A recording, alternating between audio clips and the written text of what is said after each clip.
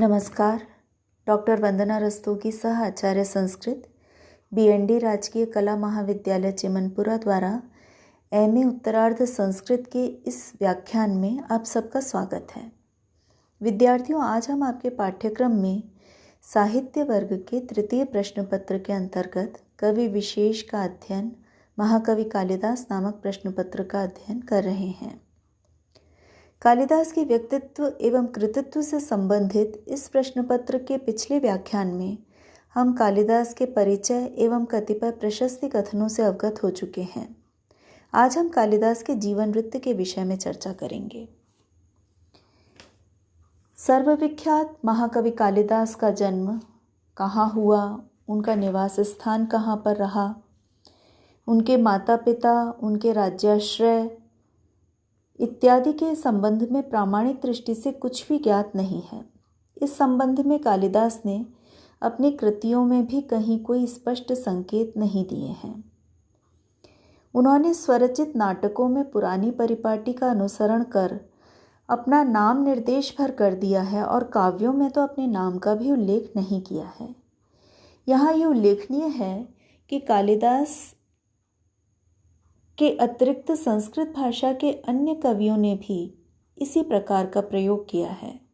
कविता कामिनी के हास महाकवि भास हों, काव्य कला मर्मज्ञ करुणा रसोद्रेक के लिए विख्यात भवभूति हों, या संस्कृत के क्रांतिकारी कवि शूद्रक हों, किसी ने भी अपने तथा अपने आश्रयदाता के विषय में कुछ भी स्पष्ट निर्देश नहीं किया है। संस्कृत महाकवियों ने अपनी दैशिक और कालिक परिधि के उल्लेख की कोई आवश्यकता ही नहीं समझी। इन सब का उल्लेख उनकी दृष्टि में महत्वपूर्ण नहीं है, अपितु इसे वे अपने अहम का प्रकाशन समझते थे। इसीलिए कालिदास के संबंध में भी हम ये कह सकते हैं कि उन्होंने भी अपना परिचय कहीं पर नहीं दिया है। कालिदास की प्रतिभा एवं प्रभाव को किसी एक स्थान या काल विशेष तक सीमित नहीं माना जा सकता। वे तो सार्वदेशिक सार्वकालिक कवि हैं, जिनकी रचनाओं के सार्वभौम प्रभाव को आज के युग में भी सर्वसम्मति से स्वीकार किया जाता है। कालिदास के जीवन वृत्त के संबंध में निश्चयपूर्वक कुछ भी कह सकना बहुत कठिन है। प्रामाणिक तथ्यों के अभाव में विद्वानों ने इनके जीवन वृत्त के संदर्भ में अनुमानों का सहारा लिया है तथा ये माना है कि इस अनुमानिक विवेचना का आधार है जनश्रुति या किंवदंतियाँ, अंतःसाक्ष्य अथवा अंतरंग प्रमाण, बाह्य साक्ष्य अथवा बहिरंग प्रमाण।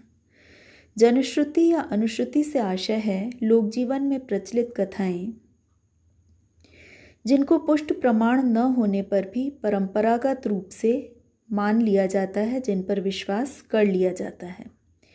इन्हीं को किंवदंती या दंत कथा भी कहते हैं। परंपरानुसार प्रचलित इन कथाओं को पूर्णतया निराधार नहीं कहा जा सकता, किंतु इनमें अतिशयोक्ति की संभावना रहती है, ये भी विद्वानों ने माना है। अंतःसाक्ष्य में कवि की रचनाओं में प्रयुक्त विभिन्न वर्णनों या उल्लेखों के आधार पर उस कवि के विषय में अनुमान किया जाता है। जैसे कालिदास द्वारा मेघदूत में उज्जैनी के प्रति विशेष अनुराग प्रदर्शित करने से अनुमान किया जाता है कि उनका जन्म स्थान या निवास स्थान उज्जैनी में रहा होगा।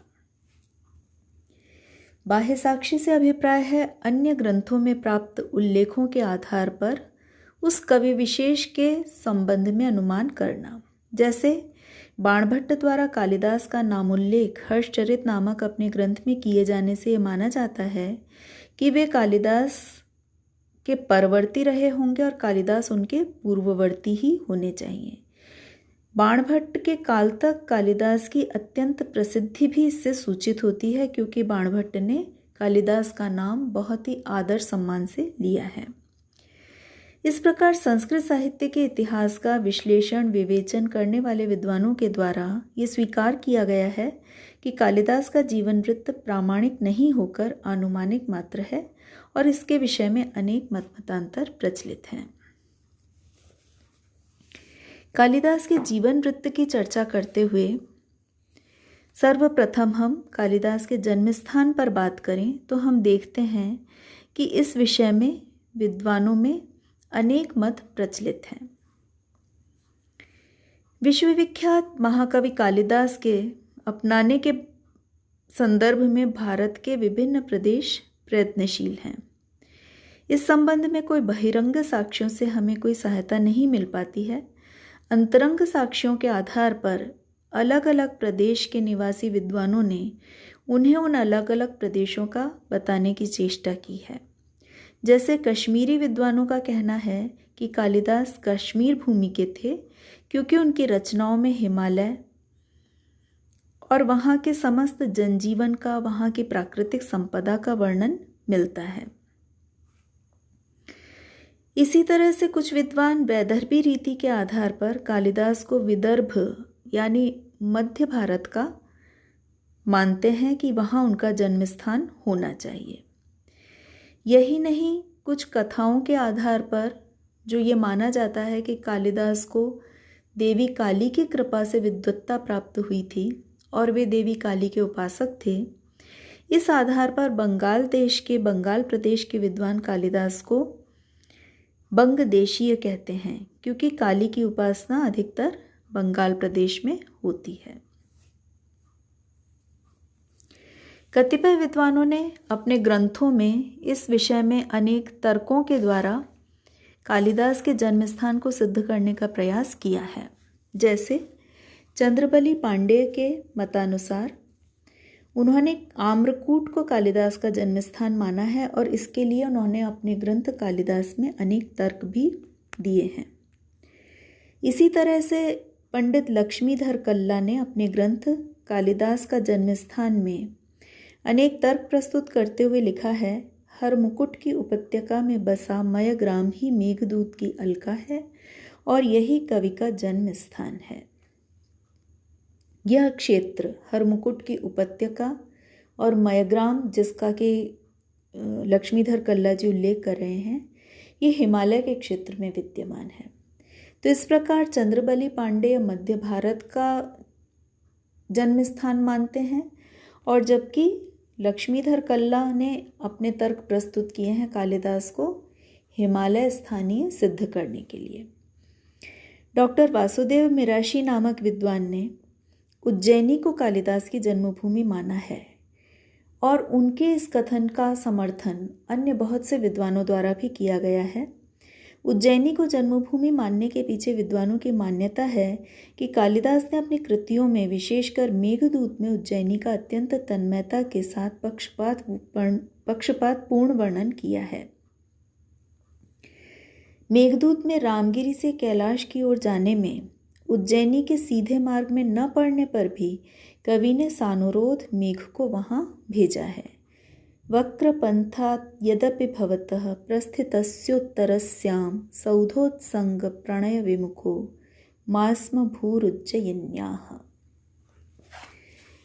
इन सभी मतों पर विचार करते हुए हम ये देखते हैं कि कालिदास के जन्म स्थान के विषय में अनिश्चितता ही बनी हुई है, तथापि अंतःसाक्षी के रूप में उनके काव्यगत वर्णनों में उपलब्ध विशेष उल्लेखों के आधार पर हिमालय अथवा विंध्य क्षेत्र, जो उज्जैनी का क्षेत्र है, उससे उनकी सन्निकटता की संभावना स्वीकार की जा सकती है।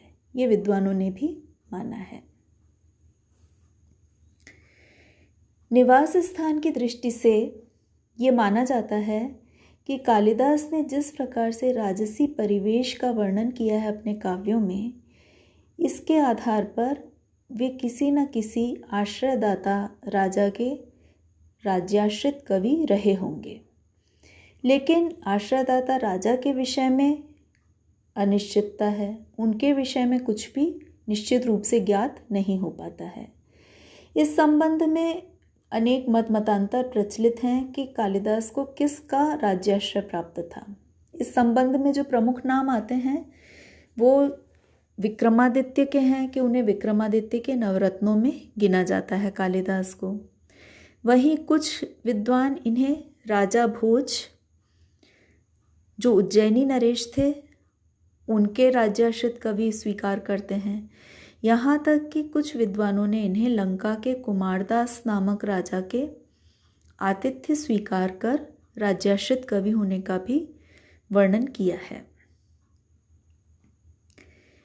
इस संदर्भ में भी अनिश्चितता की स्थिति अवश्य ही विद्यमान है और ये निश्चित रूप से नहीं कहा जा सकता कि कालिदास ने किस राजा के आश्रित होकर या जीविकोपार्जन करते हुए किस स्थान पर अपना जीवन व्यतीत किया, उनकी निवास भूमि क्या थी। इस संदर्भ में हम अंतः साक्ष्यों के आधार पर ये अवश्य कह सकते हैं कि कालिदास ने बहुत सी यात्राएं की। भारतवर्ष का विस्तृत भ्रमण उनके द्वारा किया गया है। ये उनके काव्यों के अध्ययन से हमें ज्ञात हो जाता है कि उन्होंने भारत भूमि के उत्तर से लेकर दक्षिण तक, पूर्व से लेकर पश्चिम तक बहुत से क्षेत्रों को निकट से देखा, वहाँ के जनजीवन को समझा और उसका सजीव चित्रण किया है। और कालिदास जैसा रससिद्ध कवि जिस भी स्थान का वर्णन करता है वो इतनी सूक्ष्मता से, इतनी आत्मीयता से करता है कि उस स्थान के निवासी जब आज उस वर्णन को पढ़ते हैं तो उन्हें कालिदास अपने आत्मीय अपने से ही प्रतीत होते हैं। इस संदर्भ में हम निष्कर्षतः कह सकते हैं कि कश्मीर, हिमाचल, मालवा, मगध, बंगाल या दक्षिण भारत किसी भी क्षेत्र को कवि की जन्मस्थली मानने वालों ने यह अवश्य सिद्ध कर दिया है कि प्रत्येक भारतवासी के हृदय में कालिदास के प्रति इतना अगाध प्रेम और श्रद्धा है कि वो उसे अपने ही प्रदेश की विभूति समझना चाहता है और सिद्ध करना चाहता है। कवि ने अपने ग्रंथ में अपने जन्मस्थान या निवास स्थान का कोई उल्लेख स्पष्ट रूप से नहीं किया है। अतः अन्वेषक उनकी रचनाओं से उनके प्रदेश संबंधी परिचय और प्रेम का अन्वेषण करने का प्रयास करते हैं। महाकवि कालिदास की अद्भुत प्रतिभा, सूक्ष्म निरीक्षिका शक्ति और भारत के कोने कोने का व्यापक और गहरा परिचय इन अन्वेषकों को उनके अपने ही प्रदेश में ले आता है और वे कवि को अपने ही प्रदेश का समझने लग जाते हैं। कुमार संभव में हिमालय का वर्णन, रघुवंश में रघु की दिग्विजय यात्रा में चतुर्दिक वर्णन, मेघदूत में मेघ के मार्ग का अनुशीलन करने से स्पष्ट हो जाता है कि संपूर्ण भारत के भिन्न भिन्न प्रदेशों, उनके क्रियाकलापों, उनकी भौगोलिक एवं मानवीय विशेषताओं, इन सब का जितना गहरा अनुभव कालिदास को था, संभवतः अन्य किसी कवि को नहीं रहा। अतः प्रत्येक व्यक्ति उन्हें स्वक्षेत्रीय समझ ले तो कोई आश्चर्य की बात नहीं है। वस्तुस्थिति तो यह है कि कालिदास ने अपनी रचनाओं में संपूर्ण भारत अपितु बृहत्तर भारत के प्रति जो देश प्रेम और आत्मीयता प्रकट की है, उससे उन्हें किसी संकीर्ण क्षेत्र का निवासी मानना उचित नहीं होगा। अपितु वे तो अखंड भारत के गौरव हैं, यही हमें स्वीकार करना होगा।